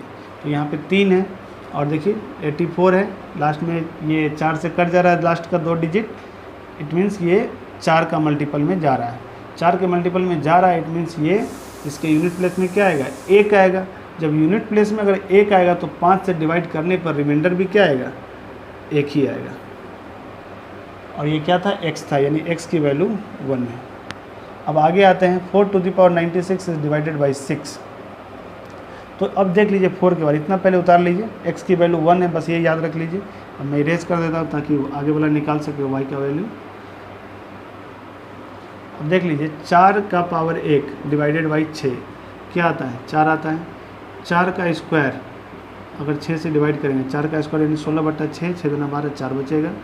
4 का क्यूब बटा 6, 4 का क्यूब 64, 6 दूनी 60, फिर भी 4 बचेगा। 4 का पावर 4/6, मैं आपको कुछ दिखाना चाह रहा हूँ, इसे बनाना नहीं है, जान जाएंगे तो फिर बनाने की ज़रूरत नहीं पड़ेगी। तो 256 में जब 6 से डिवाइड करेंगे, 6 चौका 24, 6 दूना 12, 4 16, 4 फिर रिमाइंडर आएगा। कहने का मतलब आप जैसे ही आगे बढ़ते जाएंगे आप गौर करेंगे 6 से डिवाइड करने पर अगर कोई 4 का मल्टीपल में है, 4 का पावर में है, तो रिमाइंडर हमेशा का हमेशा 4 ही आता है, कोई दूसरा कभी भी नहीं आता है। 4 का पावर n में अगर 6 से डिवाइड किया जाए तो रिमाइंडर हमेशा 4 ही आएगा, 4 के अलावा कुछ नहीं आएगा। बस मुझे यही दिखाना था, इसलिए मैंने इतना मेहनत किया। कहने का मतलब ये कुछ भी रहे कोई दिक्कत नहीं, 6 से डिवाइड कर रहे हैं ना, तो इसका मतलब रिमाइंडर क्या आएगा, 4 ही आएगा। इट मीन्स y का वैल्यू हो गया आपका 4। y का वैल्यू 4 है तो 2x माइनस वाई आपसे पूछ रहा है। x की वैल्यू 1 यानी 2 एकम 2, माइनस y की वैल्यू 4, 2 माइनस 4 यानी -2, इसका आंसर आ जाएगा। नेक्स्ट क्वेश्चन है, the internal diameter of A hollow hemispherical vessel is 24 centimetre. मतलब कि इसका व्यास दिया गया डायमीटर है, मतलब कि खोखला। हॉलो हेमिस्फेरिकल वेसल मतलब कि एक बर्तन है जो खोखला है और अर्धगोलाकार है, उसका व्यास दिया 24 सेंटीमीटर। किधर से, इंटरनल आंतरिक है। It is made of steel sheet which is 0.5 centimetre thick. What is the total surface area, ऐसा है।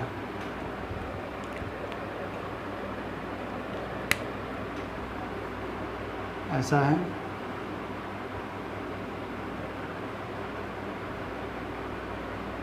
ये खोखला है तो आपसे पूछ रहा है तो टोटल सरफेस एरिया कैसे आएगा आप जान लीजिए इसका, कि कर्व सरफेस एरिया एक हेमिस्फीयर का क्या होता है 2πr²। तो 2πr² ये बाहरी परत का एक ये लेना पड़ेगा और 2πr² ये छोटे वाले का लेना है। दोनों 2πr² को जोड़ना पड़ेगा और ये हो जाएगा 2πr² + r²। ये फिर उसमें और क्या जोड़ना पड़ेगा, तो ये पार्ट भी जोड़ना पड़ेगा। ये पार्ट कैसे आएगा, तो एक वलय जो होता है एक सर्कल में, वलय का क्षेत्रफल जो होता है, रिंग का एरिया, तो वो कैसे आता है, तो πr² - r², ऐसे ही आता है। बस ऐसा करके इसे सॉल्व कर लेना है।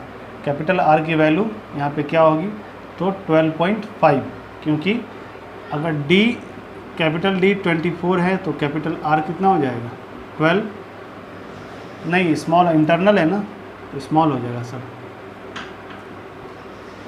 और आपसे पूछ रहा है और 0.5 सेंटीमीटर थिक है, मीन्स कैपिटल R हो जाएगा 12.5। तो बस ये वैल्यू डाल दीजिए और इसे बना दीजिए, और कुछ करना नहीं है। समझना यही है कि कैसे इसमें लाएंगे। दोनों कर्व सरफेस एरिया छोटे वाले पार्ट का और बड़े वाले पार्ट का जोड़ना पड़ेगा और ऊपर से रिंग का एरिया लेना पड़ेगा, ठीक है। In triangle ABC D and E are the points on AB and BC respectively such that DE parallel to BC। तो ये उसी प्रकार का आ गया जो शुरू में सवाल हुए थे कि पैरेलल है, तो इसका मतलब ये सिमिलर ट्रायंगल का केस आएगा। AD ratio AB = 3/8, then area of triangle BD, area of triangle DE, area of quadrilateral DEC। ये है A B C D, यहाँ ये E है, ये 3 है, टोटल 8 है। देखिए AB 8 है तो इट मीन्स ये 5 हो जाएगा। और आपसे क्या पूछ रहा है, BDE ये एरिया, तो BDE का एरिया रेशियो DECA। एक्चुअली यहाँ मिसप्रिंट है, यहाँ पे होना क्या चाहिए AD, यहाँ B नहीं है, ADE होना चाहिए, ADE, क्योंकि ये जो बोल रहा है ये यहाँ पे संभव ही नहीं है। और ये यहाँ पे क्या होना चाहिए BDEC या फिर DECB। देखिए DECB, यहाँ पे B, कहने का मतलब A की जगह B होगा, B की जगह A होगा और कोई चेंज नहीं है। अब देखिए कि ये कॉमन एंगल है दोनों ट्रायंगल के, ट्रायंगल ADE और ट्रायंगल ABC के लिए, और चूंकि दोनों यहाँ पे पैरेलल है तो ये एंगल संगत कोण के नियम से ये एंगल इस एंगल के बराबर होगा, ये एंगल इस एंगल के बराबर होगा। जब तीनों एंगल एक दूसरे के बराबर आ रहे हैं इट मीन्स ये दोनों ट्रायंगल सिमिलर हैं, और जब सिमिलर है तो दोनों ट्रायंगल का जो साइड का रेशियो होगा उसका स्क्वायर करना पड़ेगा उसके एरिया के स्क्वायर एरिया के रेशियो के लिए। तो triangle ADE by triangle ABC का अगर लेना चाहते हैं रेशियो तो उसके साइड का स्क्वायर का रेशियो लेना पड़ेगा, यानी 3 का स्क्वायर 9 और टोटल 8 है, 8 का स्क्वायर 64। तो ADE का एरिया अगर 9 है, टोटल का 64 है, तो इसका एरिया क्या है, कैसे आएगा, टोटल में से ऊपर वाला पार्ट यानी 9 माइनस करना पड़ेगा। तो 9 जब माइनस करेंगे 64 में से तो BDEC का या DECB का एरिया आ जाएगा 55। 9:55 इसका आंसर होगा। यही Monica spend 72% of her income. If her income increases by 20% and saving increases by 15% then her expenditure increases by. बहुत आसान है, इनकम सेविंग एक्सपेंडिचर। इनकम अगर 100 था, स्पेंड हो जाता है, सेविंग एक्सपेंडिचर अगर 72% है तो सेविंग कितना हो जाएगा, 28 हो जाएगा। 4 से सब काट दीजिए, 25, 7 और 18। इस तरह से उसका पहले का केस है। Income increases by 20%। तो इनकम 20% अगर हो जाता है तो 20 से इसमें गुना कर देंगे तो 500 ये हो जाएगा। ठीक है, 20% बढ़ने के लिए 20 से डायरेक्ट मल्टीप्लाई करेंगे तो भी कोई फ़र्क पड़ेगा नहीं, क्योंकि सब में गुना कर देंगे तो कट जाएगा, रेशियो वही देगा। And saving increases by 15%। तो 15 7 105। ठीक है, तो देखिए 25 से 500 हो गया, तो जितना यहाँ पे बढ़ा है 105, ये 500 का डिस्ट्रीब्यूशन सेविंग प्लस एक्सपेंडिचर में होना चाहिए। 500 टोटल यहाँ पे, यहाँ 105, तो यहाँ पर कितना बचेगा, तो जो इसमें से माइनस करेंगे वही होगा 395। 395 अगर यहाँ पे है, उसे बांटने के लिए कितने यहाँ पर रेशियो में, 18 रेशियो में, यानी 395/18 हो जाएगा। जब इसे डिवाइड करेंगे तो 18 दूना 36, 36 के बाद 3 बच गया, 3 पर 5 35, 35, 18 का 18, 18 1 18, 17, 18 नमा 162, 0.9 समथिंग कुछ आएगा, 21.9% आपका आंसर आ जाएगा। The mark price of an article is 1500 if 2 successive discount each of X% on the mark price is equal to a single discount of 587 rupees 40 paise, then what is will be the selling price of the article if a single discount of X% is given on the mark price. देखिए ये 587.40 कितना percent है, percent में बदलने के लिए 100 से multiply कर देंगे डिवाइडेड बाई टोटल अमाउंट 1500 है। ये खत्म हो जाएगा, 2 जीरो से खत्म हो जाएगा, 0 से 0 कट गया। अब आपका कितना आ जाएगा, 4 7 11 19 24, 3 से कट जाएगा और 6 से कट जाएगा, 6 9 54, 2 6 चौका 24, 7 4 11 8 19 24, 6 से कटना चाहिए, 6 9 54, बच गया 4, 4 पर 7 47, 6 7 42, 6 9 54, 979 और ये 25 बार। तो ये 979/25 डिवाइड करेंगे तो ये आ जाएगा 4 9 36 हासिल, 3 4 7 28, 3 31 हासिल, 3 4 9 36 39, 39.16% का ये आ रहा है। तो 39.16% अगर ये आ रहा है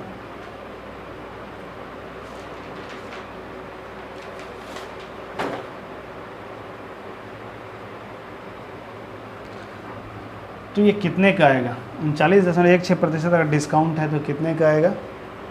तो ये ज़रा सोचने के लिए आप ज़रा देखिए कि अगर ये जब भी लेंगे डिस्काउंट के लिए सक्सेसिव फार्मूला क्या होता है, x + y - xy/100। तो 16 लाने, यहाँ पे क्या होता है कि दोनों रेट को जोड़ते हैं, फिर दोनों रेट का प्रोडक्ट माइनस करते हैं। तो अगर आप देखेंगे अगर 20 लेते हैं 40, तो 40 माइनस 20 का स्क्वायर 4 हो जाएगा, 40 में 4 गया 36% ही आ पाएगा, यानी 20 से और भी ज़्यादा लेना पड़ेगा। आप एज्यूम कीजिए 20 प्लस अगर ये 20 है तो 20 × 20 400/100 यानी 4, 20 में 40 में 4 गया 36, जबकि लाना है 39.16, यानी ये मोर देन 20 है। तो 21 22 भी हो सकता है, 22 पे चेक करेंगे, क्यों, क्योंकि यूनिट प्लेस का यहाँ पे आपको बहुत अच्छा मिल जाएगा। ये 0.16 माइनस करके लाना है, तो ये सीधा समझना पड़ेगा कि माइनस करके अगर 16 आएगा, इसका मतलब उससे पहले वो 84 रहा होगा माइनस करने के लिए। अगर यहाँ पे रिजल्टेंट माइनस कुछ भी है, रिजल्टेंट अगर 16 है तो रिजल्टेंट क्या होगा यहाँ पे 80, रिजल्टेंट अगर 16 है तो घटाना क्या पड़ा होगा 84। ये क्लियर है। तो 16 आप देख पा रहे हैं, इसका मतलब 84 माइनस किया गया होगा। और 84 कैसे आएगा, स्क्वायर करके, दोनों का सेम, तो रेट तो सेम है, तो x गुने वाई, इट मीन्स x गुने x, यानी स्क्वायर करके 84 किस में आता है, 20 के बाद। तो आप देखिएगा 22 में आता है, 22 में आता है, जिसमें होता है 484 में ऐसा होता है, और उम्मीद है वही होगा। अब देख लीजिए 22%, तो 22% का ये देख लीजिए इतना आता है कि नहीं, तो 22 22 44, इस पर आइए 22 22 44, फिर 22 का स्क्वायर 484 माइनस कर दीजिए 4.84, 100 से डिवाइड होने के कारण 0.84 हो गया, और ये आ जाएगा 13 में 4 गया 9, 39.16, एकदम सही है।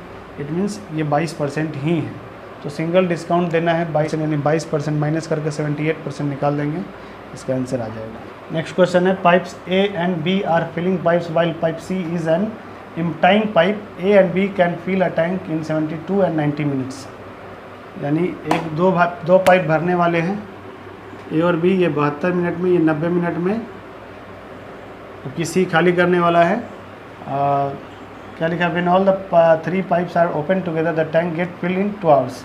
यानी जब सब साथ में काम करते हैं तो 120 मिनट में ये भर जाता है। A and B are open together for 12 minutes. तो सबसे पहले ये टाइम है, तो इफिशिएंसी क्या होगा, टाइम और इफिशिएंसी में इन्वर्स रिलेशन होता है। इसी के लिए तो जो कट सकता है 6 से 12 बार, 6 से ये 15 बार, 6 से 20 बार, 20 15 12 के एलसीएम 180 होता है, 12 15 15 12 20 नमा, ये इसका हो गया इफिशिएंसी। टोटल वर्क तो ज़रूरत नहीं है, क्योंकि सवाल में 12 मिनट का ही खेल है। ए प्लस बी अगर 12 मिनट काम कर रहा है, तो ए प्लस बी का इफिशिएंसी कितना है, 27 गुने 12 हो जाएगा, ये 12 दूना 12 7 84, हासिल 8, 12 दूना 24 8 32, 324 काम हुआ है। 324 काम को अब सी के द्वारा ख़त्म किया जाएगा, क्योंकि सी को खोला जा रहा है, ए और बी को बंद किया जा रहा है। तो सी का इफिशिएंसी कितना है, तो देखिए 15 12 27 हो रहा है, जहाँ पे सी भी आ गया वहाँ 9 है, इसका मतलब 27 में से 9 बचा, इसका मतलब सी ने कितना खाली किया, तो 18 खाली किया गया सी के द्वारा। तो इसका मतलब सी का एफिशिएंसी 18 है, और 324 काम ख़त्म करना है, तो 324/18 यानी 18 मिनट में ये खाली कर देगा। ठीक है। सुधा bought 80 articles at the same price, she sold some of them at 8% profit and the remaining at 12% loss। ये भी एलिगेशन का सवाल है। अगर प्रॉफिट एंड लॉस को एलिगेट करते हैं तो उसका क्वांटिटी का रेशियो आता है, ओवरऑल प्रॉफिट 6% है, एलिगेट करेंगे तो 18, ये आ जाएगा 2 नंबर 18, 9:1 आ जाएगा। टोटल क्वांटिटी हमारे हिसाब से 10 आ रहा है, जबकि रिजल्ट में 80 है, तो एक की वैल्यू 8, एक यूनिट की वैल्यू 8 है। Number of items sold at 8% profit, 8% profit पर हमने कितना बेचा, 9, तो एक की वैल्यू 8 है, तो 9 की वैल्यू क्या हो जाएगी, 72 बराबर है। सम is divided among A, B, C and D such that the ratio of the shares of A, B 2:3, B, C 1:2। देखिए A, B, C और D, A, B 2:3 है, B, C 1:2 है, यानी B का डबल है C, यानी ये 3 है तो ये हो जाएगा 6, and C is to D 3:4, यानी इससे ये 3 के बराबर है, 3 बराबर 6 है, तो 1 बराबर 2, तो 4 बराबर कितना हो जाएगा, 8। If the differences between the shares of A and D, ए और डी का डिफरेंस 8 में से 2 गया, 6 की वैल्यू 648 है, तो 1 की value 108। Sum of the their share is, तो सम कितना हो जाएगा, 2 3 5 6 11 8 19, 19 की वैल्यू आपसे पूछी जा रही है, तो 19 8 152 2052 इसका आ जाएगा। P and Q are 2 points on the ground on either side of pole. तो इसके बारे में बता देता हूँ, इसमें 2 तरह का रूल होता है, एक ही साइड होगा, एक θ1 एक θ2, ये h है और ये इस दोनों के बीच की डिस्टेंस है, 2 पॉइंट की p और q का डिस्टेंस है। तो d का फॉर्मूला होता है h cot θ1 minus cot θ2 minus cot θ1, छोटा वाला एंगल पहले लेना है। अब अगर दोनों साइड रहे, इस तरह का फिगर में, ये अगर दोनों साइड रहे, ऐसे कोई ऐसा पॉइंट है, एक इधर एक इधर, ये θ1 और ये θ2, तो यहाँ से यहाँ तक ये d हो जाएगा और ये h हो जाएगा। तब यहाँ पे d का फॉर्मूला हो जाएगा h into cot θ2 plus cot θ1, यहाँ पे प्लस कर देना है। जब दोनों साइड हो तो दोनों को जोड़ना पड़ेगा, तब दूरी बढ़ जाएगी, इसलिए प्लस। एक ही तरफ रहे तो बस डिफरेंस लेना पड़ेगा, इसलिए माइनस। यहाँ पे आइदर साइड का कहा मतलब दोनों side. The angle of elevation of top of the pole is observe from P and Q 60 and 30, यानी θ2 30 है, θ1 60 है। Then the distance between them is 84√3। D का वैल्यू भी दे दिया है और एच का वैल्यू आपसे पूछ रहा है, तो डी का वैल्यू 84√3 है, एच नहीं पता। cot θ1 एंड cot 30 का वैल्यू √3 और इसका 1/√3। इसे सॉल्व करेंगे तो h इंटू 4/3, आइदर साइड का मतलब दोनों तरफ, इसलिए प्लस वाला लिया गया है। 4 से ये कट जाएगा 21 बार और ये h का वैल्यू आ जाएगा 63।